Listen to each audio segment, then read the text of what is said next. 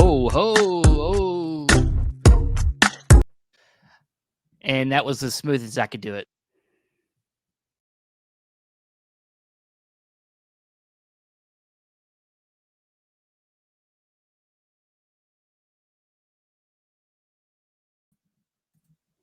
Here we are. Yes, yeah, not quite as good. It started out as good as I've ever done it, and then something happened. Yeah, you dropped out there for a second. Yeah.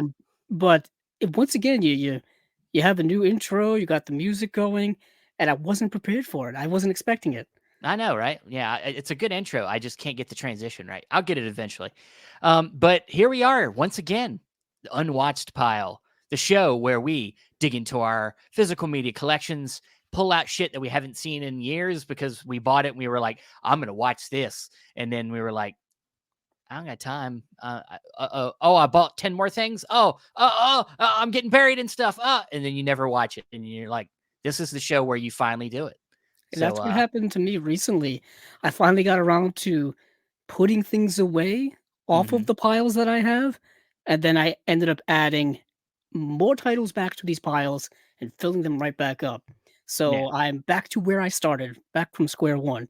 Yes. And it's a tall task to ask for, to go through all these so quickly. But we try to make those headway on the show here on Unwatched Pile number 7.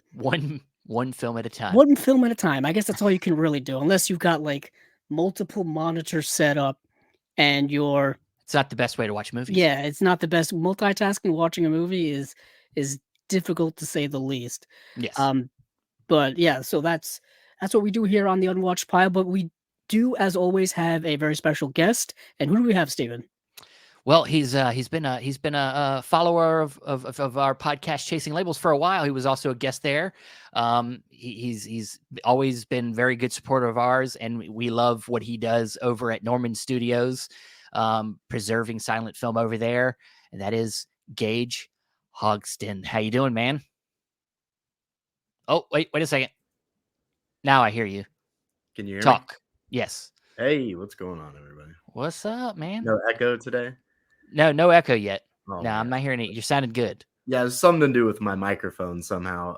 I did the disconnected a few months ago, and I finally got my mic and everything set up, and it was like too loud and too hot, and it was like everybody's like, Gage's voice is booming, and like I still got to figure it out. And then today it just didn't work at all. So well, it's sometimes I mean, it's like you got to get the right settings right or something. I don't know what kind of mic it is, but maybe the mic needs to be calibrated. Maybe it's got its own software that you have to use with it. I think I ran into every issue possible because I know with StreamYard you have to have Google Chrome, and I used it last time with you guys, and I guess Google Chrome somehow found its way off my laptop, so I had to re-download Google Chrome. Yeah, I know. Yeah, I'm all out of sorts. I just got out of work, went home, ate, showered, and made it here just in time. Awesome, man. Well, we're love to have you, especially one of me and Andrew's favorite times of the year, NOIR, Vember. So this is... I see they got the black and white photos, and Andrew's got... I wanted to make all of us black and white for this stream, but I was like, I don't know how to do that. Yeah, I was thinking of not suit and tie, because I don't have a suit and tie, shirt and tie, but then I just grabbed the hat. I actually didn't remember where the hat was. It's been so long since I've worn it. I only bring it out for special occasions, like this episode. And I think I wore it one time for a Mad Men season premiere. There you go. And then I bring it to, like, I don't know, family functions, weddings. I think I've seen you wear it for reviews before. I did it for the review of Casablanca. Did I? Probably. Maybe. That sounds right. Yeah. That sounds about right. That review, which was one of my first ones ever, I did it in black and white. Yeah. Well, afterward I put it in black and white. Sure. But we are talking film noir. We're talking neo noir. We're talking all kinds of noir because it is Noirvember. This month went by so fast that I couldn't even delve into all of the film noirs that I wanted to delve into. But of course, I had to do it in time for the show. As we all know, every November the hashtag Noirvember is all the way through the internet. Yes. all over the place now. It's kind of a viral sensation. A guest we had on last year, Miss Mariah Gates, was the founder of the Noirvember hashtag once upon a time. We got to have her on talking about film noir and all that kind of stuff about a year ago. I've been a big fan of her for years, for writing and movie reviews and all kinds of stuff for a very long time. So it was really nice to kind of get the founder on of Noirvember. Yeah. But yeah, this is going to be an exciting episode. Yes, it is. You got people in the chat. We got Dan Skip Allen, a friend of ours. He's watching us on glorious 70-inch 4K. That's the only way to watch. Yeah, I hope I look good. I hope I look good in 4K. That's nice. It's a good thing I got more light in the room today. I was going to say, Steven, you look much brighter than usual. I look brighter. I look whiter because I am really this white. Right. Did you get? It's to match, the black and white aesthetic of noir. Yeah. Did you get new lighting though? Well, yeah, we got a couple some lamps from my grandmother who's moving. And so I got this one lamp in the room that has like 3 bulbs, and I just put it behind the computer, and it lit the whole room up. And I'm like, man, this is great. Nice. I like to keep mine more mysterious looking. Fits the whole noir theme, I guess. Sure, I could have went there. We're gonna let Gage do that though. His is a little bit more noir. I was about to say mine kind of has like Venetian blind. So you could see the light coming off from the side here. It does look kind of noir. Very ambiguous. I know you did that on purpose. But of course, Josephine's got tons of stuff in here talking about recent stuff she's watched. Yeah. She talked about LA Confidential, so I have to. By the way, I know. I heard about the new book. Yeah. Wow. So yeah, it's my favorite noir, but I could talk about that all day. We're going to talk about first time watches of noirs, and then of course what we paired them with. That's always the fun part for me, is pairing up these first time watches with something that comes to mind. But as always, let's start with our first time watches. Gage, you're the guest. You go first. What was your first time watch, and tell us what you think? Oh man. Well, first of all, thank you guys for having me back on this week. Awesome. You're always welcome. I really appreciate you guys inviting me on to do this. And this is I'm kind of probably the worst person to have on this kind of show, but the best, because I mean, like all of us, we have lots of stuff that we've had sitting around for a long time, but I'm always the worst when it comes to any kind of like critical review of a movie, because I think we've talked about this before on the last time I was on. I'm always like I don't know. I'm like cynical to reviewing things. Like I'm always just like, who wants to hear me talk about Citizen Kane? Sure. Yeah. I mean, look, everybody's got that. A lot of us have that feeling. Yeah. I was going to say, like, it's being that these are this is part of the thing. I think that's a little bit lets you off the hook with the show like this, is that we're not doing full reviews because these were the first times we watched these. First time, yeah. And in my case, I watched it for the first time last night. There you go. Yeah. I want to say shouts out to my boy Jeff and Rory, who are in the group chat. Yeah. Thanks for coming on.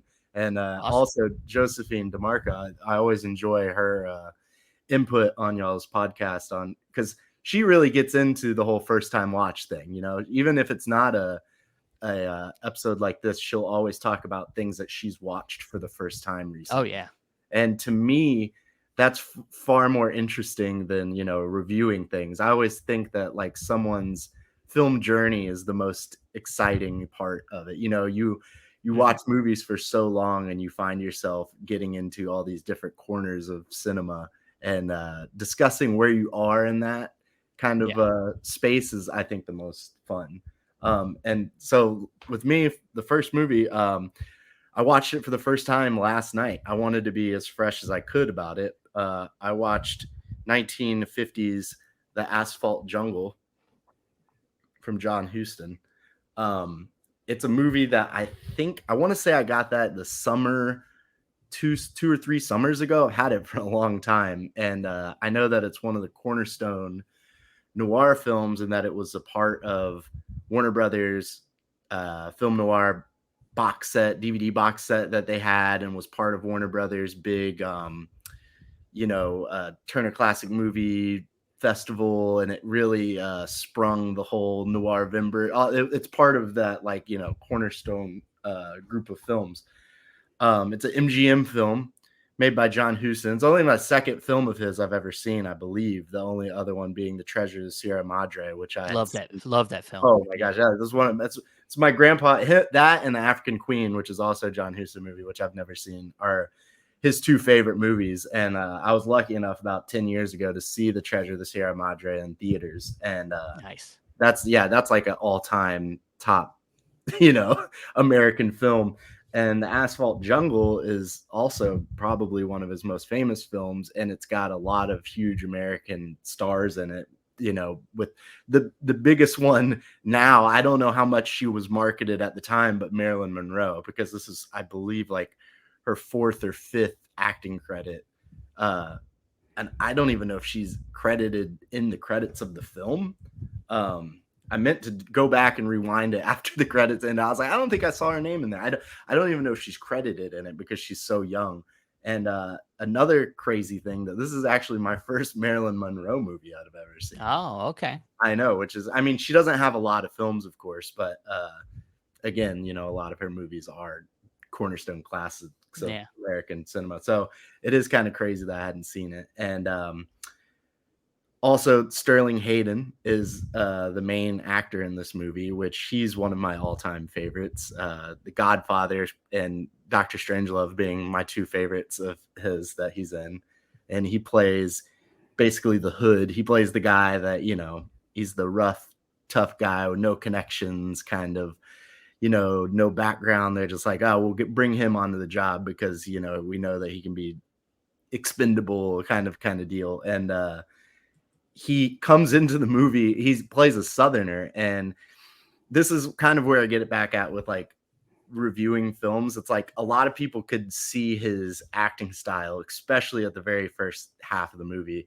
When he comes in, he has this very like stiff, oh, you boned me in front of a stranger. And like, it's kind of awkward. It's like, so I think a lot of people could, be turned off by stuff like that. And by the halfway through the movie, there's a lot of scenes that he's in that shows how great of an actor he is, especially once we start getting to some more of the tense moments or some of the more emotional moments. And we get great use of close-ups in this movie. Probably some of the best close-ups I've seen in a movie in a long time. It really creates a very tense moment towards the end of the film, which I don't want to spoil anything, but John Huston's directing is amazing. And then also I want to talk about a guy, I believe his name's Mark Lawrence, who plays a character named Cobby in this movie. He plays the bookie. It is amazing. His acting in this film is so modern. This movie's from 1950. This period, it's very easy to tag things as melodramatic. And people like to use that as a pejorative term, like, it's melodramatic. And a lot of noir films have that in it. But his acting in this film is very, very modern feeling, and it sticks out through the rest of the movie because of how different his acting style is in it. Have either of you guys seen the film?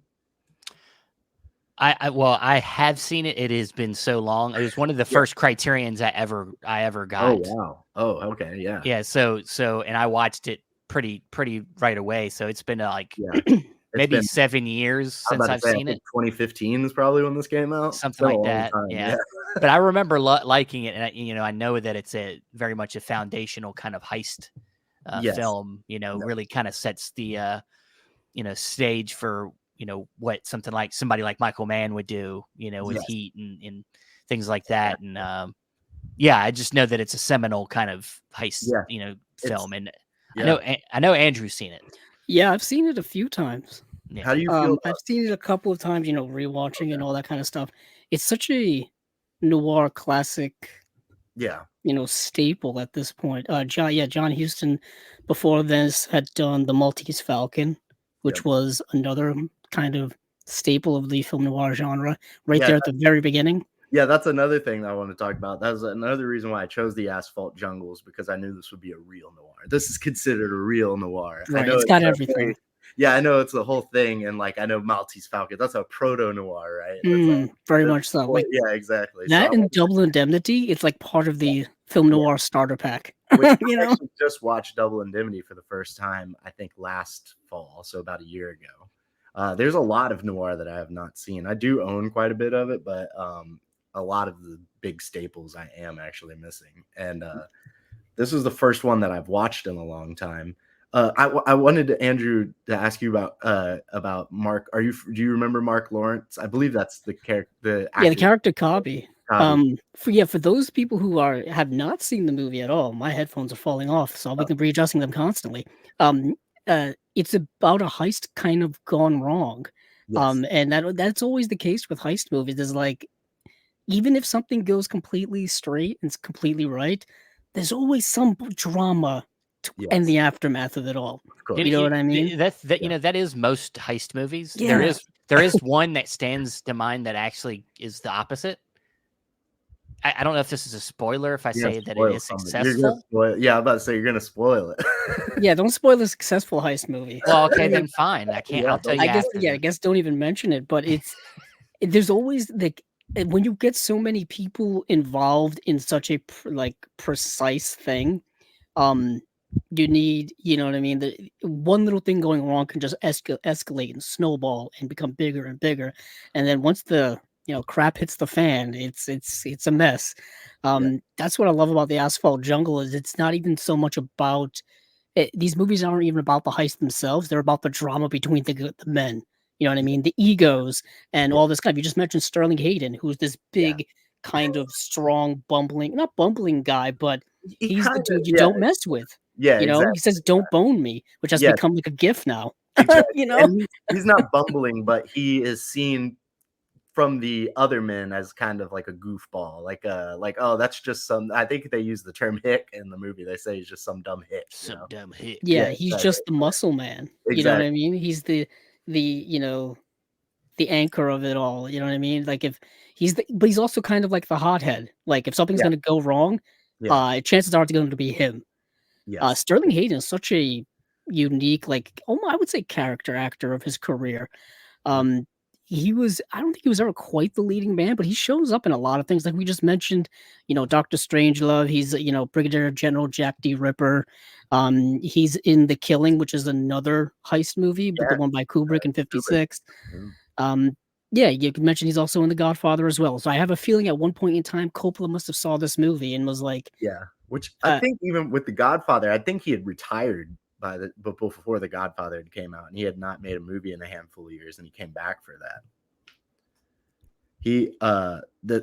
And another thing too with The Killing, I guess that's another movie that he would be a star of, I guess you could say. Not necessarily Dr. Strangelove, but I think The Killing, he's like the main guy in that movie too. Right. Well, that's another movie about a heist, kind of. Not even kind of a heist. Yeah, it's a heist. Yeah, but it's like a heist going wrong as well. Yeah. And it's Kubrick doing it as well. That was another kind of early Criterion that I think I bought. Steven, was that one of your early ones too? Yeah. That was probably one of my first 10 for sure. Well, it's because, you start out, you're looking for directors, Yeah. We also like looking about like what other people are talking about at the time. Sure. For me, it was like all of that. This was probably like the mid 2010s. Probably The Killing came out. Before that, because I think when I started collecting was November 2013, and I think On the Waterfront had just came out, so I think The Killing and Paths of Glory. I think. Oh yeah, I'm way off. You're right, Gage. Yeah, The Killing came out on Criterion in 2011. Yeah, August of 2011. Jeez, that was one of the early ones. Yeah, that was a long time. Yeah, I remember those. Those were the glory, not the glory days, Steven, but I don't know, that early 2010s for me was when I was getting into it, and I was just buying 30 movies per sale. I was just I would get there and I would get a stack, and then I would just I wanted to get them before other people would show up. I remember early Criterion sales. I would go there early in the morning, as they opened, just to beat all the other people there. Well, I don't do that. I've discovered. I don't do it anymore. Obviously, discovered all the other labels now. Now it's different. That's what I was gonna say. I believe that I said no. I think summer sale. I think I said I got the Asphalt Jungle. I think it was a November sale a few years ago, because nowadays the Criterion November sales, I'll only buy maybe one or two. I buy more in the summer because there's not as many big sales going on, you know, whereas Yeah. the November, there's so much stuff on Black Friday. Like, I can't go buy $100 worth of Criterions. I got to save up for the big vinegar. I know. I mean, we just got through the Black Friday window. Kino just started. Yeah, and then Kino jumped in at the fray in the last bit, and then the Criterion sale at Barnes & Noble is still technically going on for this round right? until the 4th of December. So those of you watching, it's going to the 4th of December, which is this coming Monday, I think is my calendar is right. Yeah. I still have a few more I need to get. Yeah, I'll probably make it back up there and get 1 or 2 more, maybe.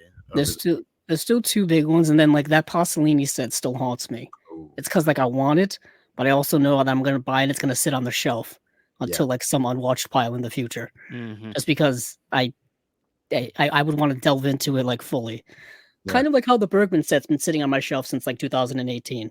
And yeah, another future unwatched. And God, the Asphalt Jungle, though, I want to say, just wrapping up on it, obviously the story is amazing and the acting and the directing is amazing, but the world that is created in this film is absolutely amazing. You could see where, you know, the Europeans took from this filmmaking style, you know, a decade later in the 60s. It's so very stylized.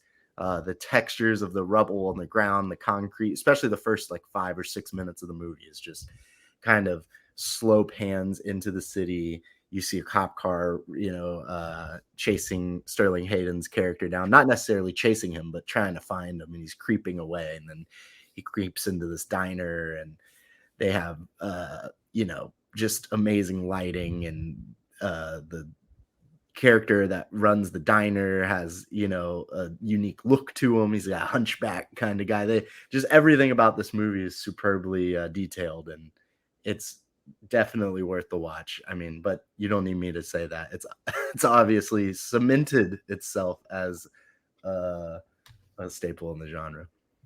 Most definitely. Yeah. Well, awesome, man. I'm glad you enjoyed it. I'm glad you. Anytime somebody's like, I enjoyed it. I mean, mostly everybody likes their first time watches on this show. Yeah. I think I was the only one that, except for me, I had one where I was like, that sucked. I can't. What was it again? You can say it, Steven. I can't remember what the movie was. Really? I've already forgotten it. I just know that there was one time where I was like, it was the movie that the guy that did Donnie Darko. I was just going to say Southland Tales. Okay. God, that's Southland Tales. Yeah. See, that's another thing with me. It's like I'll very rarely talk shit about a movie. Like that's another thing my friends hate about me is I try to find something interesting. Well, no, there is always something. I mean, the movie's not terrible, but it's like I was like, for a first time watch, I was like, it wasn't working for me.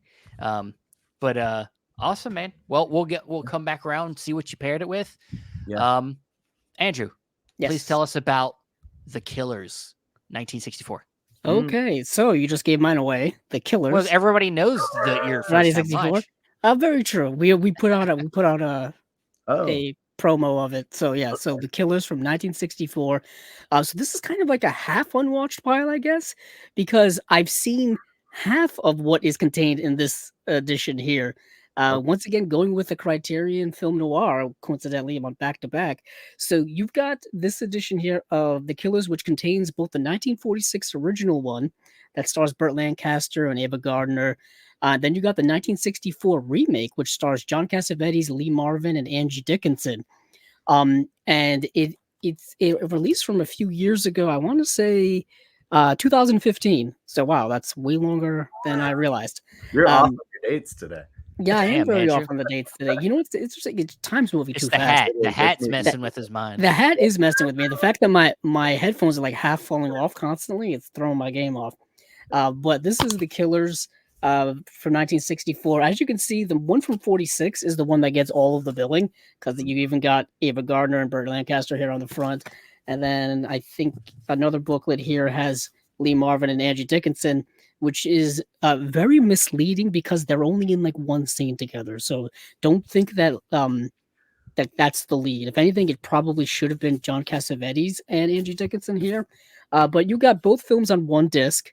And this movie is an interesting kind of neo-noir from 64. Originally, it was supposed to be a TV movie. It was actually going to be the first, like, 2-hour color TV movie of all time, Mm. and then it was too violent. Lou Wasserman, who was the head of Universal, I think at the time, was like saw the cut of the movie and was like, "Yeah, this is too violent to put on TV, so we're going to release it theatrically." That's why the aspect ratio of this movie is kind of wonky. It's in 1:3:4 Mm. which is typically like a TV aspect ratio, but I guess they changed the formatting around for theatrical distribution. In Europe, it went straight to theaters, and here in the US, it went straight to theaters as well. But the premise of the movie is that Lee Marvin and this other actor are they're hitmen, and they are the movie opens with them performing a hit on somebody, and the character happens to be portrayed by John Cassavetes, and John Cassavetes is his name is Johnny North, and the other actor is Clu Gulager. Um, Who's in everything ever made. Yeah, I didn't realize how many things he was in until I was doing my research of him last night. He actually has like an 18-minute interview that was shot in 2002 on this disc here as a special feature, and he is an incredibly candid individual about like what he was feeling at the time of the making of the movie, where he was like, yeah, I just thought this actor was going to be absolutely terrible, and turns out no, he's actually pretty good. So I'm like, this guy just doesn't care. But it was very interesting. So it's Clu Gulager and Lee Marvin are these two hitmen, and they go into this school of the deaf, I believe. No, School of the Blind, where John Cassavetes' character is teaching, and they assassinate him. They kill him, and they begin to question like who this guy was, what's his backstory, what is the reason why we were hired to kill him, because the Cassavetes character Johnny North doesn't put up a fight.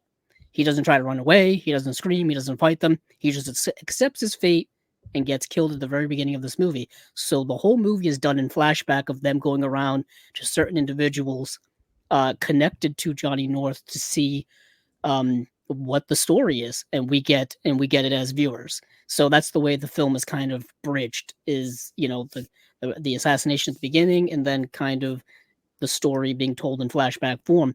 And what we get is kind of a classic film noir. Angie Dickinson is a femme fatale who convinces John Cassavetes' character to perform a getaway job of a bank heist for a gangster type character portrayed by one Ronald Reagan in his last ever film role was in this movie. What year is that? 60? 64. So it was right before he was probably getting into politics or transitioning into politics, because he would be the president, 16 years later? So obviously at that point he was making the transition.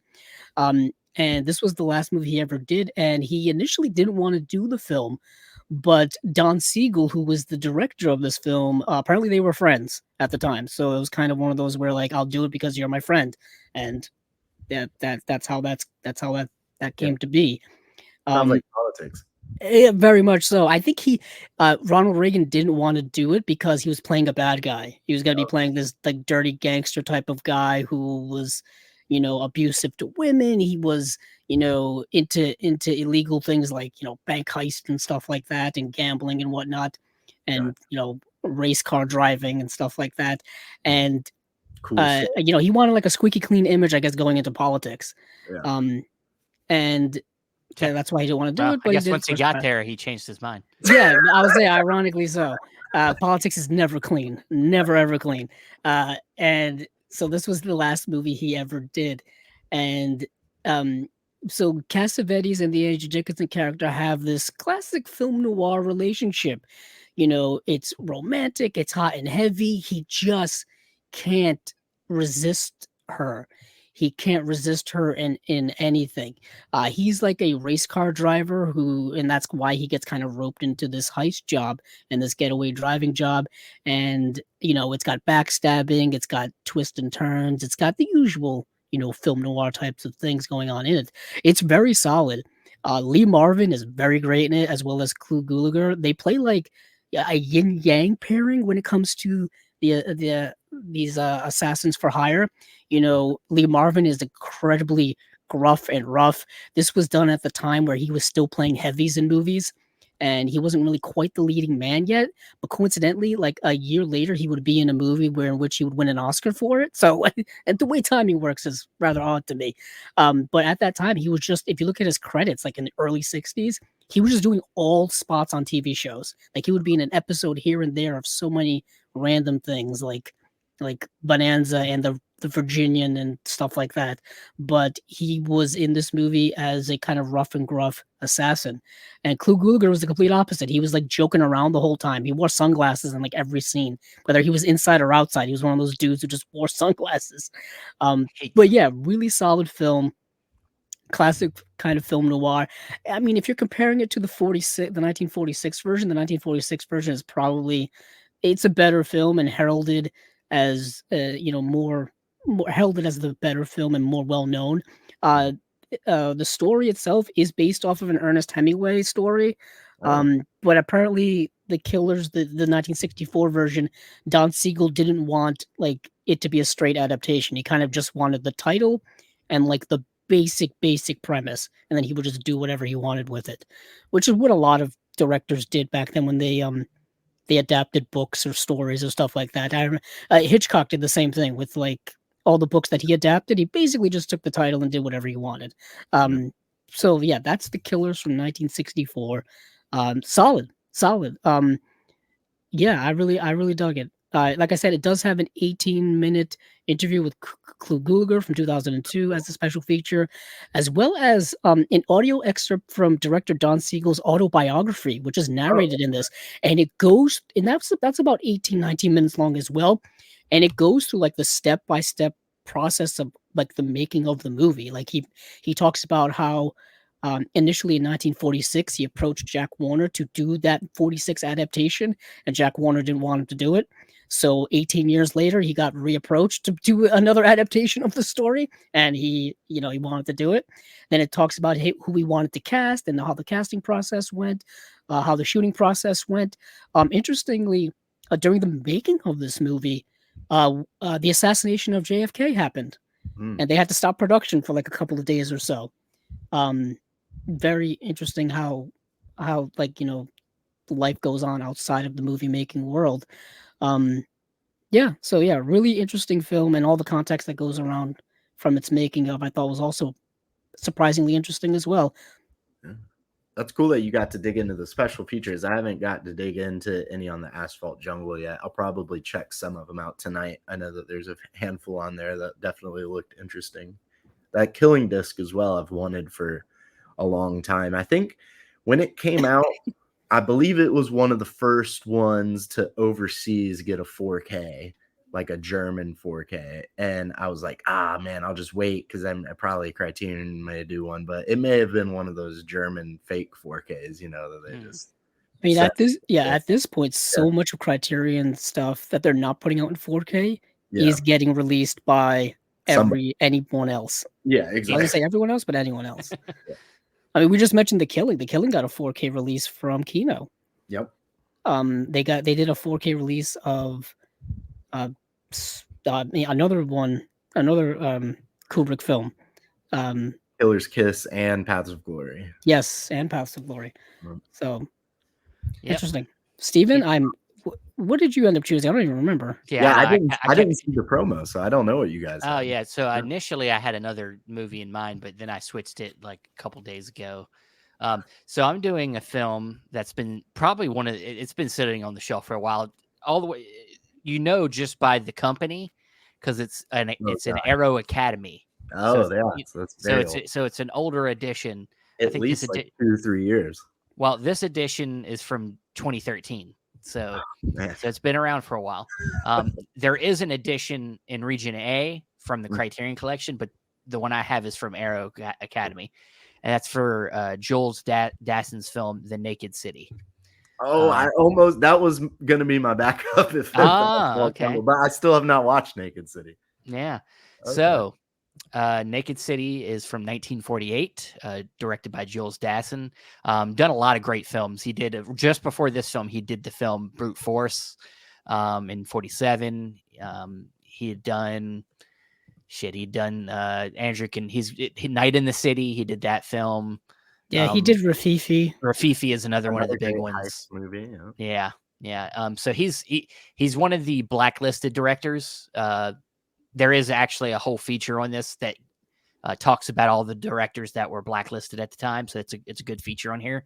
But the Naked City takes place in New York, and it's very much one of the big things about this film is that they kind of used as the thing to push it was that it's actually filmed on the streets of New York. No sets. It's all, with the people of New York, in real places. And so, it has this very kind of raw vibe to it. Also because, it's considered a noir, but very much, I would say, it falls closer to like more police procedural. And of course, this is 1948. So this is early on in that kind of genre, just like the heist for Asphalt Jungle.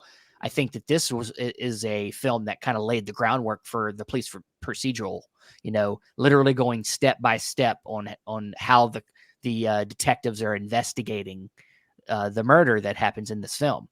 And also they use a lot of voiceover and kind of get you the inner thoughts of some of the characters at some points, things like that. And yeah, so the film starts out really just kind of having a voiceover from the producer, one of the producers of the film, who actually died not too long after this, or not too long before the release of the movie.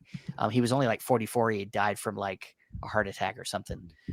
But he just kind of sets up the stage, says, this is New York. This is where millions of people live.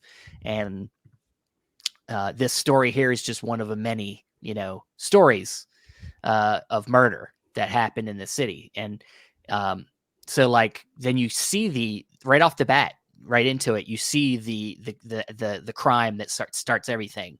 And it's honestly more violent than I thought it would be. Like for 1948, you see a woman getting strangled by two men, and then she gets drowned in the bathtub. Okay. And then a little bit later, you see the men at the docks, and the one kills the other and throws him in the river. So that's kind of the spark that starts this. Your actors that are your main detectives are played by I'm sorry, I'm missing I had my page here. Barry Fitzgerald, who plays Lieutenant Dan Muldoon, and then you have Don Taylor, who plays Detective Jimmy Holloran. And really, I mean, with that, you can't really talk about this movie in any real depth, because really what it is just a step-by-step of going down and them interviewing people, investigating people, and coming to the conclusion at the end. I mean, it's not really a twisty-turny type of noir. It's very much just you're following the investigation. And one of the, I think, interesting things about this noir is that it really doesn't play up the kind of darkness as much. It's actually kind of light. It's actually got very kind of like a little bit of a laid backness to it. The detective, specifically Barry Fitzgerald's character, has kind of got this fun, he's been doing it for a while, so he kind of is playful in a lot of ways as he's doing his job. And also you get to see a lot of what they do outside of being detectives. He goes home to his wife. He's got his family. The other detective, played by Ron Taylor, has a young wife. They have a very good rapport together. You see their home life, and it takes you in and out of all this. And it just, like I said, just takes you through the whole investigation until you get to this big ending where they find the killer. And yeah, and it's a great ending. Very beautifully photographed. That one of the main things to me that caught me at the beginning as well is just how striking the images were. Very stark black and white. And the footage they got on the streets was it's just whenever you hear that they shoot on the streets, you're like, is this going to turn out well? Or are you going to see people like in the background, like looking at the camera? Like how do you get them people to be controlled? You never know, but like, it's a solid movie. I wouldn't say it's like a top.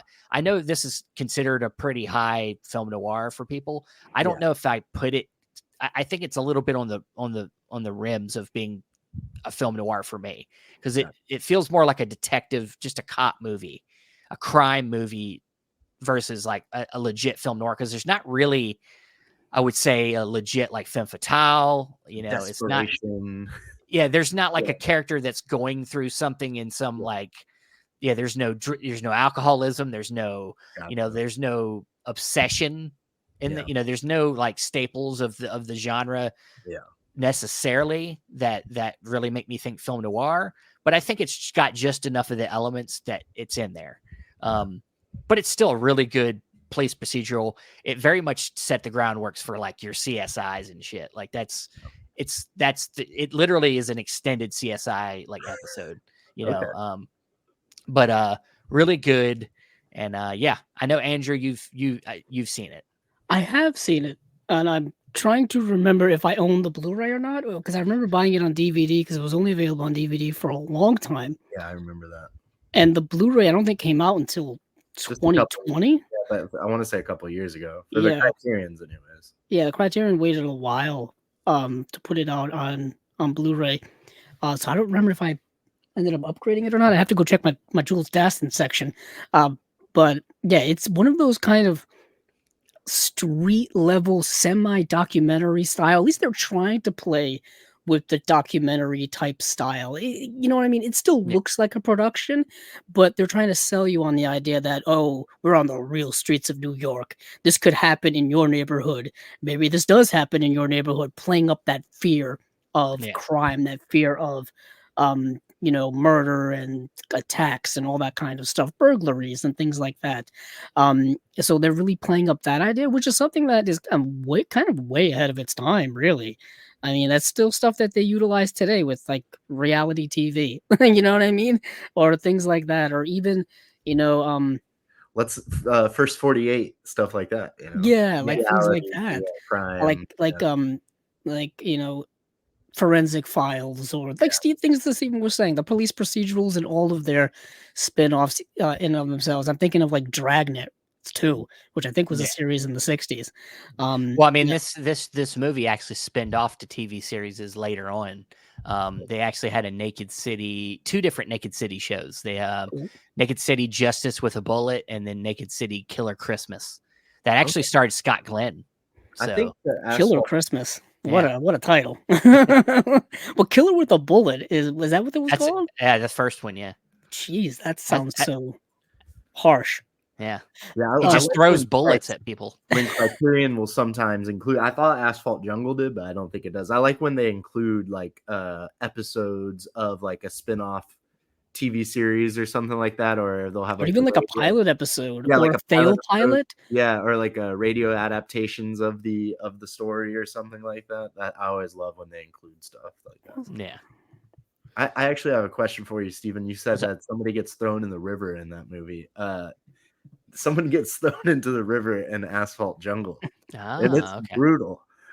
It's like I'm guessing a dummy death, like where they have like a stuffed guy, because it has some impact when he hits the water. He gets thrown off of a bridge. I was wondering if Naked City's guy getting thrown in the river was any good. Well, it's not. You don't see well, I mean, you don't see him fall into the river, but like. Okay. But just before he gets thrown into the river, the guy beats him. Like, you don't see the impact, but he gets hit in the face with I believe it was a bat. Okay. Like, he just comes up to him. He's drunk. The guy's drunk. And so the partner that kills him comes up, just hits him over the head. Gets hits at blunt force, kills him. So that was a highlight of the Asphalt Jungle for me, for sure. Last night, I was like, "Whoa, that was cool, crazy." The beginning of this movie really, like, it just surprised me at how violent it was. Yeah, Asphalt Jungle has some like police brutality moments in it that have some pretty crazy visuals to them as well. Yeah, awesome. Well, here we are coming back around, Gage. Circling back. Please Okay. tell us what you are suggesting as a companion with this film, your film Asphalt Jungle. Okay, so just a little backstory, a little inside baseball, inside chasing labels. When Steven had first approached me for doing this, I was like, oh, I have the greatest of all time, The Sweet Smell of Success. He's like, I just did that one. I was like, oh, man, because I bought that during the November sale of 20. You could, honestly, November I probably 2013. should have told you if you wanted to really do it, you could. No, I wouldn't have Yeah. wanted to redo something that's already been done. So I right. didn't mind at all. I didn't mind, but Maybe next time you come on, you'll do it then. Yes. If you really want to watch it, yeah. Okay, yes. But I got that 10 years ago and I still haven't watched it. That's like the definition of this show, But Yeah. So once after that, the next thing I thought of, I was like, oh, I'm going to do Wrestling with Shadows, the Bret Hart documentary, that Canadian. And then we decided to do Noir. So the Asphalt Jungle, I really didn't plan on watching until like a week or so ago. And I didn't know what I was going to pair with it. I thought maybe I'll just choose a different heist movie like Thief or Rififi, because I've seen both of those, and those are both awesome movies. But it turns out that the movie I had watched last actually had some connections to this film in a way. Okay. I don't know how much I'll be able to talk about this movie, but and I feel stupid because I should know the actor's name, but I don't even know the actor's name. But there's an actor that is in both of these movies. He's in he plays one of the he plays the safecracker in the Asphalt Jungle. And in this film, he plays basically he's the main protagonist of or antagonist of the movie. Sorry, and it's a movie starring Mitchum. Have you ever heard of him? And Robert Stallone, Mitchum and Stallone, but Frank Stallone. Oh no! And Chris Mitchum, called Savage Harbor. What? This is VSA number 1 right here for the VSA line. And okay. Yes, so it's famously talked about as being a film with Mitchum and Stallone. And it's talked about briefly in the special features. But the like I was saying, the main antagonist of the movie is the safecracker, but this is obviously 40 years later, because that was 1950. I think this is like 1989 or 1988, somewhere around there. And in this movie, Savage Harbor, he is such a gross, slimy man. He basically plays a guy that is a pimp and is flooding drugs, and he basically has this woman under control by shooting her up with drugs. And Stallone is trying to save her, and he's very gross in this movie. And then also another connection to it is one of the great special features of the movie is they actually got Frank Stallone to sit down and do like a 15-20 minute interview talking about this film. And it's even better than the movie is. He talks about how the first time he showed it to his brother, they were rolling on their ground, belly laughing, throwing up. And Frank Stallone says in the special feature, the director of Savage Harbor wasn't John Huston. So I thought that would be a good movie to compare or to pair with this, because like I said, I think it's interesting film journeys, right? That's always my favorite part of watching films. It's crazy the coincidence that I wound up watching Savage Harbor, and it just so happened that the next movie I was going to watch would be The Asphalt Jungle, and it would share a pretty key player in both of those films, but so many decades apart. Yeah. And that Frank Stallone compares it to a John Huston movie. But no. Savage Harbor it's a crazy movie. You guys collect a lot of Vinegar Syndrome, so you know what you're getting into when you get one of these kind of movies. I don't know if they actually have this available anymore, because it was their first VSA, so I know the limited version's long sold out, but I don't know if they actually made a standard version of it available. I don't know if if another company's ever even put it out. But it's such a bizarre film, because it feels like a movie where they had an idea for a movie and they basically just shot a bunch of scenes and was like, we'll make a real story out of it when we edit it. Did Frank do the music as well?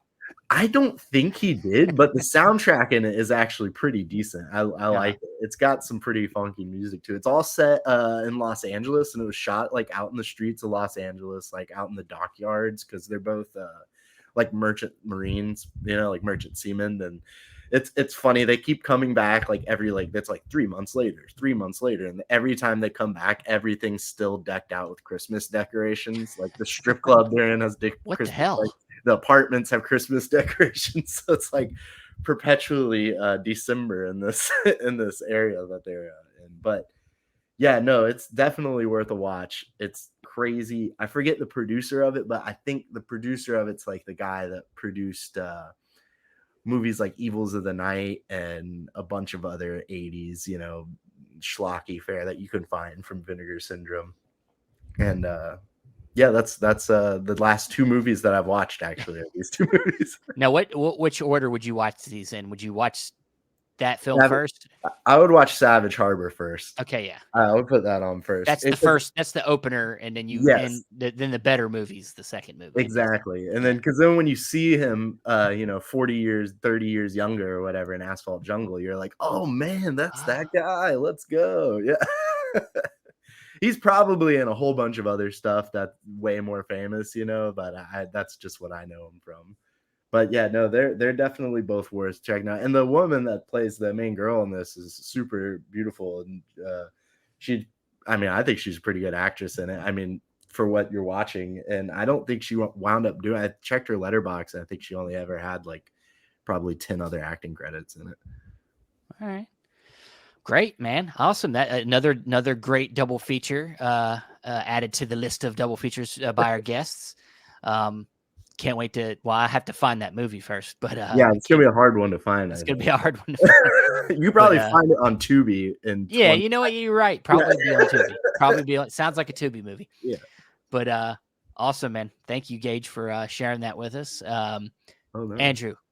Yes. Please tell us what you're pairing with The Killers, 1964. Well, I initially had one movie in mind, and then I don't know if you saw me get up in the middle of when Gage was talking. I did see that. I was like, did you notice? I was like, that's rude. I thought I was being sneaky. He hates Frank Stallone. He's like, that's it. Yeah, I can't stand it. Fucking hate I'm fucking done. He tricked me. He said Mitchum. He said Stallone. I thought you were gonna say Robert Mitchum. I know.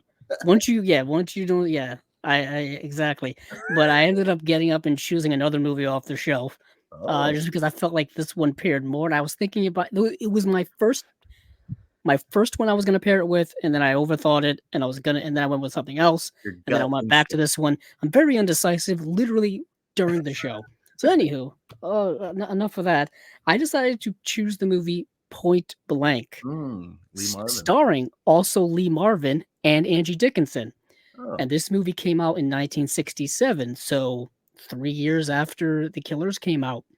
And this is a movie I've talked about on the podcast, I think, several times. Basically, every time we bring up a John Boorman film that's getting a movie release on the podcast, I bring up Point Blank and I bring up Excalibur. Because those are the 2 John Boorman movies that immediately pop into my head. Excalibur a lot, yeah. I don't know why I don't. It is. I don't know why I don't bring up Deliverance, which is probably the movie John Boorman's most known for.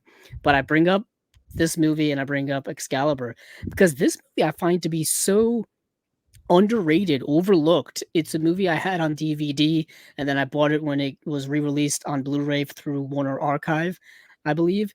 And it's such an underrated neo-noir from 1967. And it's once again very sleek. The movie's only like 93 minutes long. It's right to the point. Kind of a blunt film. Lee Marvin once again is in this movie as kind of a heavy, silent, strong type guy, but he is the lead of the movie. What happens is that he is hired to once again perform. Well, not in the other film, he's an assassin. In this film, he's hired to take part in a heist, and the heist once again does happen, but it's the complications afterward that leads to the plot of this film. Basically, the heist happens, and then he gets double crossed, and they kill him, or they think they kill him, and then for the rest of the movie, he's basically on a revenge trail to get revenge on the people who set him up, the people who had him killed, why that happened. He has a relationship with Angie Dickinson that we learn about. The main antagonist in this film, which always baffles me the most, is Carol O'Connor. Carol O'Connor being Archie Bunker from All in the Family, one of my favorite television series of all time. And to see him in a role of where he's playing like this antagonistic bad guy. Granted, the Archie Bunker character is not a good guy, but it's there's so played. many clips from that show. Yeah, it's in All in the Family. He's played as an over the top buffoon of a misogynist, a racist, you know what I mean? Just completely ignorant. And this, he's like a real, like, vicious bad guy. You know what I mean? Like, kind of one of those types. So this movie is like part revenge, part heist movie at the beginning. Yeah, it's a really, really good film. I highly recommend it to everybody I meet. Also, this edition here has an audio commentary with John Boorman and Steven Soderbergh. Wow. So Steven Soderbergh obviously probably got some type of influence from this film on when he would do his heist films later on. Ocean's 11, 12, 13, you know what I'm saying, and others. So obviously, if Soderbergh endorses this movie, I've always been a big fan of his. So I had to check it out once upon a time. And I did. The movie also, I believe the climax of the film, or maybe the heist of the film, is shot at Alcatraz. So there's a whole vintage feature right here about like shooting at Alcatraz called The Rock Part 1 and The Rock Part 2. Not to be confused with the Michael Bay film from the 90s that's also centered around Alcatraz. Also centered around Alcatraz. Who would confuse that? I know. In typical Warner Archive style, it's just the plain old black disc with the eco case thing, which never goes away. What? Never goes away, Steven. Never goes away. They don't typically come in eco cases. I've got to see when this actually came out. If that's when the eco cases were like a thing. Yeah, I don't think that the Warner Archive does them, but I think that's just like a standard. You know what?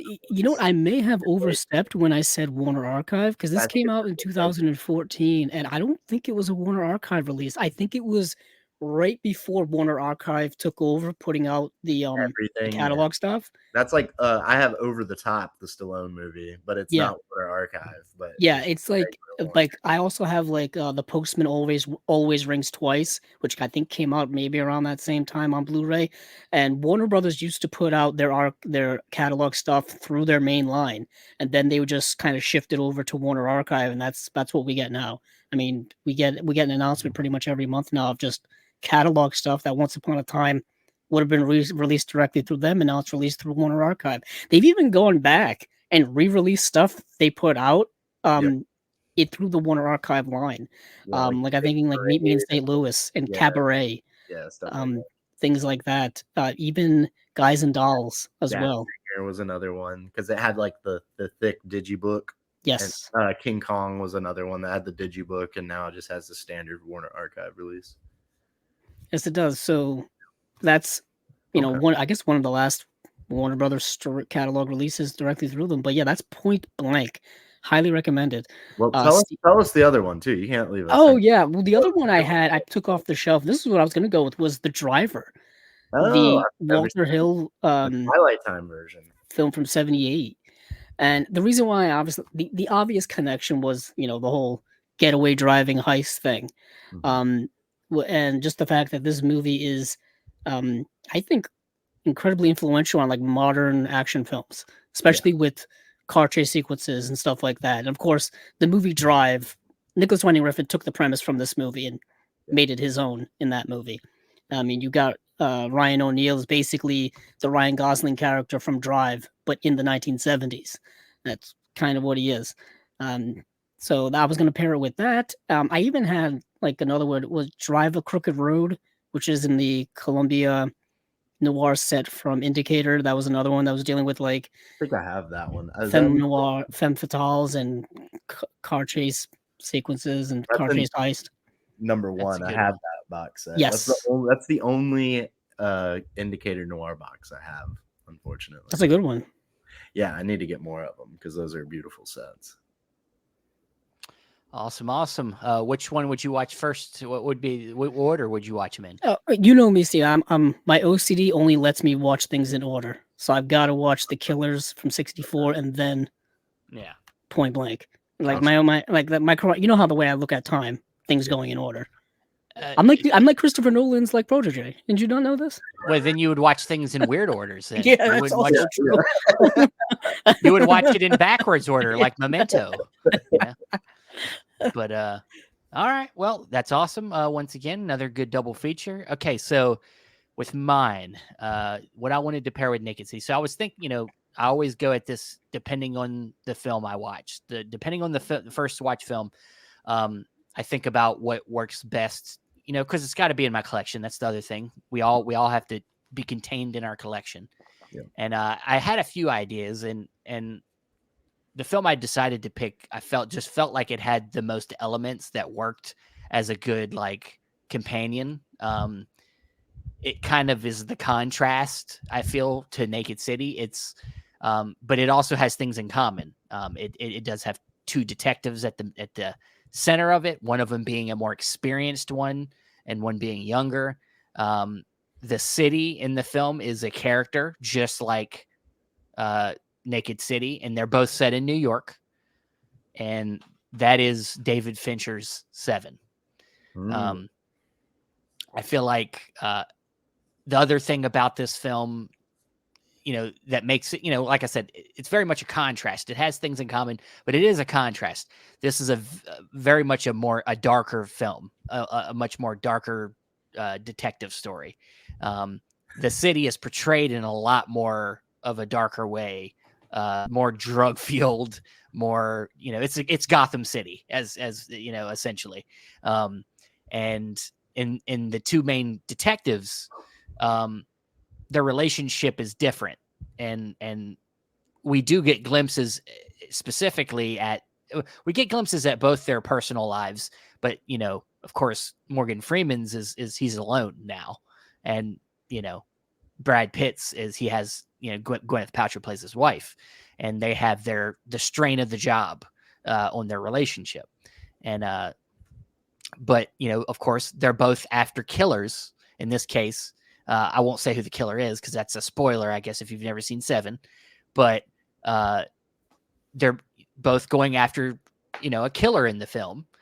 And then, of course, in Naked City, it's a murder that's happened, and there isn't like a string of murders. It's not continuing.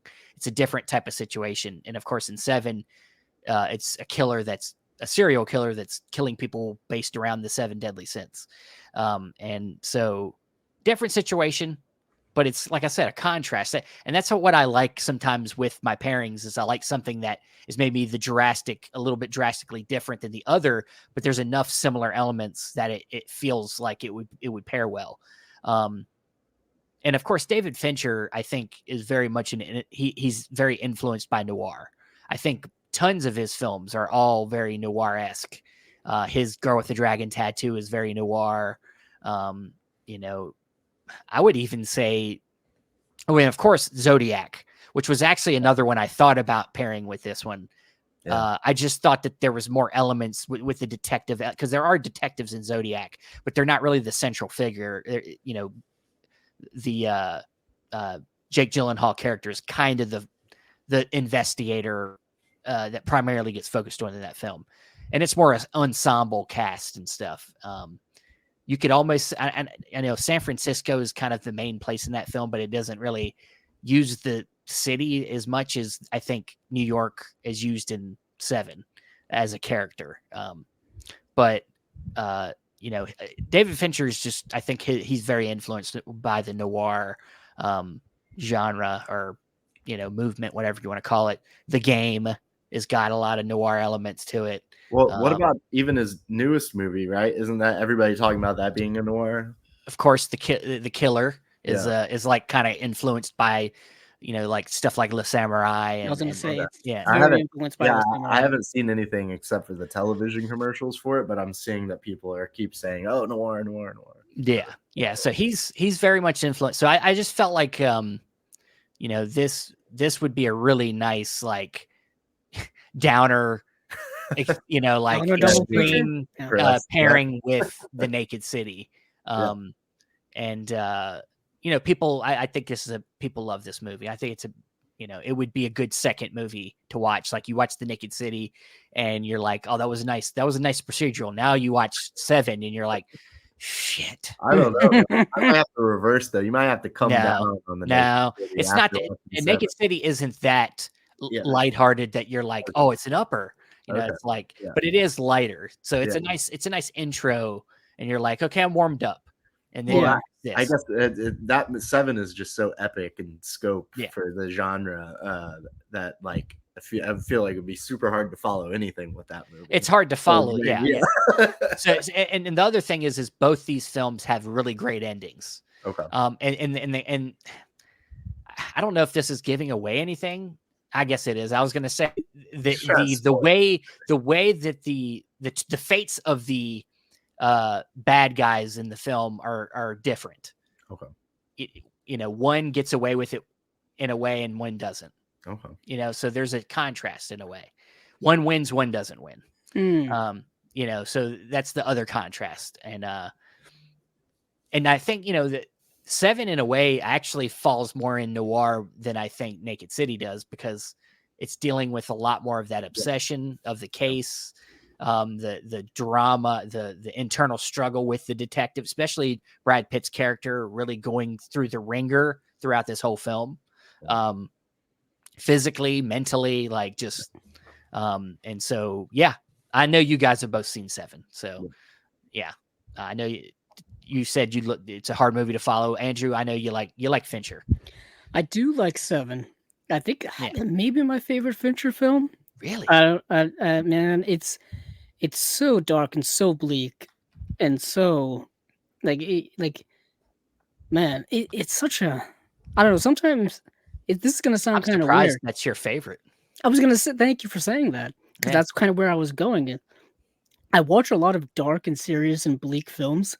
Sometimes when you're just in it, you also want to like cathartically keep going through the mud of it all. Well, I mean, I know you like movies like that, but I'm surprised you don't like something more like Girl with the Dragon Tattoo more, or something like that's. You know what? You want to hear something interesting? I've only ever seen that movie once, and it was in the theater when it came out. So that was 2011.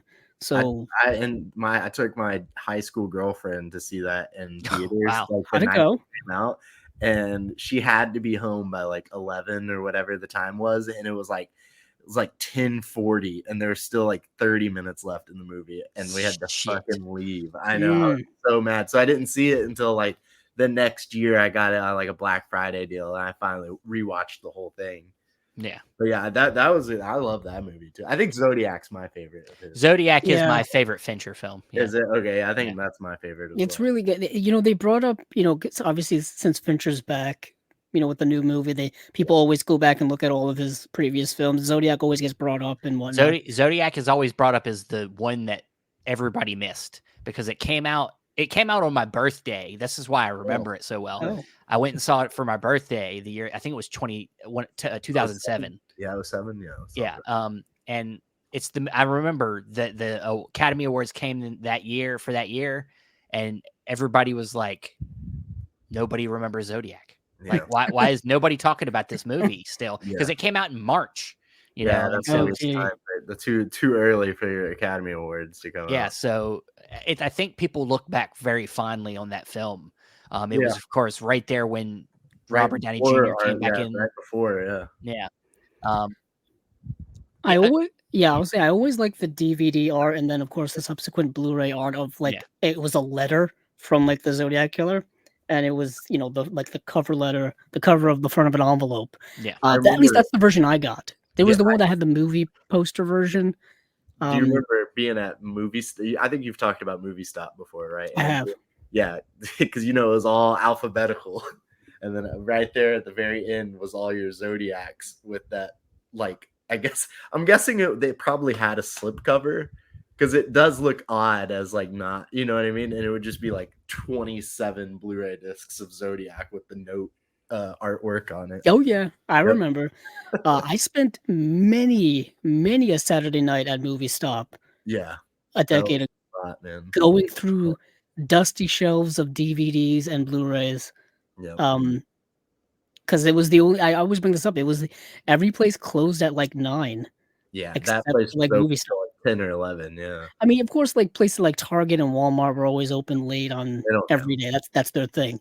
But you can only go through that bargain bin so much. But that the real gold and the real gem was at Movie Stop. And places like that, places that still exist that sell used movies are probably getting more rare, more Every day. hard to find. Yep. So if you have them locally, keep going to them because one day they're going to be gone. Be gone. And And once they're gone, trust me, you become like us, cynical. yeah, And I see Dan Skip Allen in here saying he hopes we get the 5K of I'm guessing 7 in 2024. I know that Fincher's came out and said that he's working on it, but he's really trying to take his time with it because can you tell him to hurry the fuck up with Panic Room? oh yeah, Panic Oh Room. yeah. I was gonna bring that up. Yeah, that's supposed to happen too. But I think what I read with 7 was that like he was running into issues where like outside of Windows was becoming too visible on the initial scan that he had, and that he wanted to go back and do an all new HDR grade for it and everything. So it sounds like we may be getting into a James Cameron. I was just gonna say that. With a lot, I was just gonna say. You know how It's a anal camera he is thing. just Yes. shooting them films. You know how, Exactly. yeah. But you brought up Zodiac. Yeah. People kept bringing up that one scene in Zodiac where it's just Jake Gyllenhaal throwing like a folder onto a car seat, and he made him do it like a maniac amount of times. Like just tossing a folder onto a seat. It would be I'll definitely revisit 7 when the 4K comes out. It was one of those movies. The first like 25 times I watched it was on cable, and it would be, starting 15 minutes in or missing the last 30 minutes, and I had seen the whole movie, but just like and then I watched like my cousin had the DVD of it, and I was like, oh man, this is way more fucked up than the TV. The credits of that movie are like harsh. Yeah. Like it was one of the first times I watched the credits to a movie and was like, this makes me uncomfortable. Like this makes me uncomfortable. Like this is messed up. That was like the TNT special forever. I'm sure it still comes on. Perhaps by this point. But yeah, I remember once upon a time you when you mentioned Girl with the Dragon Tattoo, that was supposed to come out in 4K, and Panic Room was supposed to come out at the same time. Sony announced it. Sony announced them officially, and then they got canceled, and we haven't heard anything since. This was like 2014. Yeah, I think this was like back then. Well, I'm saying that I remember the Panic Room 4K got announced as well. That was like 2 years ago. Yeah. So yeah, we're still waiting. As it is, we waited so long for The Abyss and True Lies. I know many skeptics out there are still not going to be happy until they get it in their hands. Kind of one of them, because things get moved all the time, as Steven and I know, and information comes out all the time. And other collectors know as well. Things get canceled. Yep. Things happen. Dates get pushed. Most definitely. But hopefully we get those eventually. I like Josephine DeMarco's comment there too about the TV breaking and falling. I haven't watched it yet, so I don't know what she's talking about. Yeah, I haven't watched it yet either. So, but I did want to ask you, because I was looking in your room here, Steven. What TV are you rocking right now? What are both of you guys rocking? Well, that one funny enough, that TV that I'm rocking over there doesn't get turned on very often because it's down here in this room that I don't get to come down to watch things. Gotcha. Because I have a baby upstairs now, but it's Samsung 4K. Yeah. Okay. Upstairs we have an LG. Okay. I have this. Yeah. I have an LG C2. Yeah. So, nice. 70. I'd like to upgrade eventually to something else, but they're so new that I'm just like, dude, get the OLED, man. I got the OLED. I thought, I'd like to get an OLED. Oh, you want to? Yeah, I mean, I'm not going to go on a bit of a rant. Oh, maybe I will. We don't have time for rants. It's not a rant. I'll just say this: my TV is like a Sony. I think it's 930H or something like that. I got a couple of years the ago. numbers in alphabet of mine. Well, the way Sony would do 4K. it is they would do every year they would have their new models come out, and they would just add a next letter in the alphabet. Yeah. So, and they reached a point where they did that. Now they've changed it up, but they went all the way to like G or H or whatever the case I don't may even be. know what number iPhone I have. So Yeah, and anywho, so at the time I was doing all the research to get a new TV a couple of years ago, OLEDs were just kind of starting to arrive on the scene, and they were still super expensive, like over $2,000, $3,000. Um, Ironically, now a couple of years later, OLEDs are now down to the level of pricing that I bought my current TV at, which Exactly. was right under that level of pricing that they were years ago. So Well, it's like, the contrast that you get with an OLED is very yeah. important for when you're watching noir films. Of We love course. these black and white movies on 4K. Yeah. OLEDs have the deepest blacks because Yeah. the technology in them are different than Yep. you have for a lot of the other TVs. LED The TV. bulbs are different, so Which the panels are different too. Yeah, I was impressed with both of the films that I have. Both had great transfers. Obviously, you can never go wrong with Vinegar Syndrome stuff, and Criterion's mostly 9 times out of 10 knocks it out of the park. Both great. You know, I think the Asphalt Jungles is probably dated at this point. So, I mean, maybe one day we'll get a 4K upgrade of that. I would definitely buy that again because it's worth it visually. And The Killers is definitely one. I might try to check that out when I go back up to Barnes & Noble this weekend. And Steven, I actually own The Naked City. So There you go. maybe I'll try to watch that before November's over in the next couple days. Awesome, man. Nice. Well, don't overextend yourself. I mean, I know it's only a couple. I'm never going to stop anybody from watching noir, but Yeah. you know, Oh yeah, I know. You'll start to see everything in black and white. We don't want that. Yeah. It can Noirvember can last till the end of December. I watch noir. Yeah, I was gonna say film noir. Once it's in you, man, it just doesn't. That's you just want to watch it all the time. I've been out of watching movies this month. This Noirvember has been very lackluster because both of my teams, the Jaguars and the Seminoles, are both killing it right now. So bragging rights. Good for you. Good for you. But we've so I've just been slacking on movies, and but in October I went super hard in the horror films, and I was listening to Celeste De La Cabra's episode with you guys where she's saying that, you know, I watched noir, or I watched horror films no matter what. I continue watching all year long, and I was like, yeah, that's pretty much where I am too. So I think everybody's got their thing, you know, that they just that's what they're attracted. It's the genre that maybe attracted them into film in general. So that's I think everybody's got that. But Josephine's saying good night. Thank you, Josephine. Always roll. Seeing your comments in the thing. I think I saw her talking about Hoobastank earlier. Yeah, I remember you guys talking about that. The reason that's okay Hoobastank song, but the best one is Crawling in the Dark. Thank you. I started singing and Steven didn't know what I was doing. Well, when he started singing, I was like, what? Like, yeah, Steven just tunes out. That's singing. But all right, guys, I got to call it a night. Thank you, Gage. Thanks once again. Tell everybody what you got going on at Norman Studios. Anything new happening? Yeah, actually, always.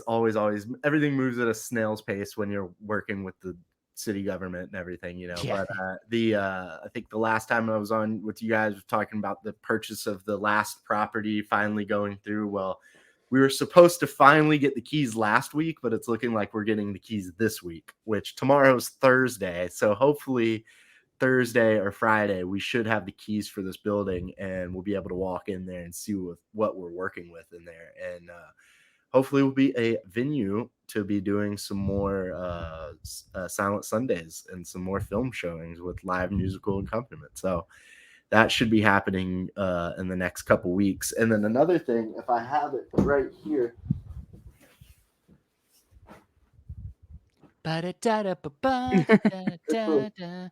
Musical break, here we go. Musical break, here we go. I'm actually surprised. Gets the thing that he's I'm very surprised this hat has actually stayed on this whole time. You know, I can't believe his hat stayed on. Here it is. And here it is. Finally getting some merchandise. Oh yes. Merchandising. Let me get this better where you can hold it. This shirt was my idea here from one of our lovely board of directors. She actually got this film. The Crimson Skull is a lost film from the 1920s. It was filmed from Norman Studio, but out in Oklahoma. and that shirt is taken from a original press book from the 20s, and it was printed on this lovely yellow coloring, and I wanted to make a yellow t-shirt with the original artwork because it's so cool, man. You got a skeleton man and everything on it, and that the C logo on the Crimson Skull is just so great looking, and all my friends here want to buy them, but I was gonna say, can we buy them? Are they available? So they should be available hopefully at our board meetings are every second Monday, and the next Monday we should have our card stuff finalized to be able to finally like accept card payments on our website, because like our store is through a group that does like our membership program and everything, and so they basically we have to set it up through them, and we had to get with our finance committee to make sure that the sales get tracked and everything, so for the IRS, so we can keep track of all that stuff. Sounds like a lot of paperwork and yeah, exactly. And I don't do any of that stuff. That's like we have a guy on our board, John, who's our accountant, who like does all that work, and he's probably the most valuable player on our team. But yeah, hopefully we're hoping by the time the 2024 is getting up and running, we'll be able to have our web store open where we'll have those shirts, and then also just regular black and white t-shirts with the Norman Studios logo on them, and maybe some hats too down the road, and some canvas bags. Awesome, man. I can't wait. I got to get down. I'm not that far away from you, so I got to get down there at some point. Yeah, no, for sure. Anytime, hit me up, and I can give you a tour at any time of the day or anything like that. Awesome. Well, thanks everybody. Thank you. It's always a great show, apparently, Andrew. Yeah, we're doing something. I guess so. All my friends for coming in here and thank you, Gage, for inviting. Bring everybody. Bring everybody. We need the numbers. Bring them all. Come on. Bring them all. But that's it for this installment of the Unwatched Pile, guys. You can find, of course, this on audio later on our Chasing Labels podcast stream over there, where you can find all your podcasts. This is on our YouTube channel, of course, streaming for whenever you want to go check it out again later. And, remind yourself of the pairings that we did tonight. And, of course, we have 6 other installments of this also on our YouTube channel. Go back and look at them previous episodes. And, yes, that's it for this episode. Thanks again for listening and watching. And, hey, what are you doing here? Go watch some stuff. Go get it. Follow Norman Studios Silent Films on all social media platforms. Do it, people. Do it. Have a good night, guys. Thank you.